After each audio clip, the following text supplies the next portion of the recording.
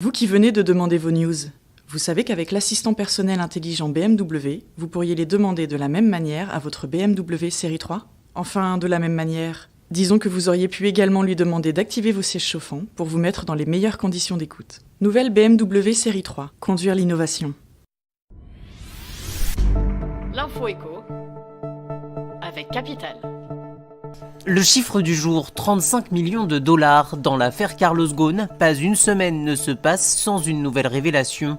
L'industriel en liberté surveillé au Japon est soupçonné par les enquêteurs d'avoir remboursé une dette contractée à un milliardaire du Golfe grâce au fonds de Nissan. L'ancien patron aurait pioché allègrement dans la caisse d'urgence du constructeur japonais.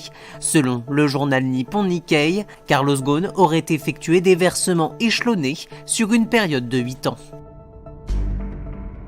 Les classes les plus aisées sont les plus éco-responsables, mais aussi les plus pollueuses. C'est le résultat d'une étude publiée par le Crédoc.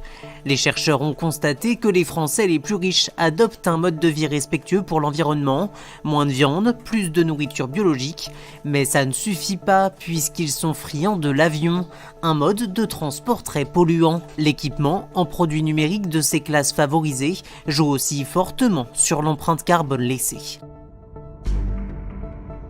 Thomas Porcher claque la porte. À 2 mois des élections européennes, l'économiste ne figurera pas sur la liste de Place Publique, le parti qu'il a fondé l'année dernière. L'enseignant-chercheur n'a pas digéré l'alliance avec le Parti socialiste et refuse de servir de caution de gauche de la liste.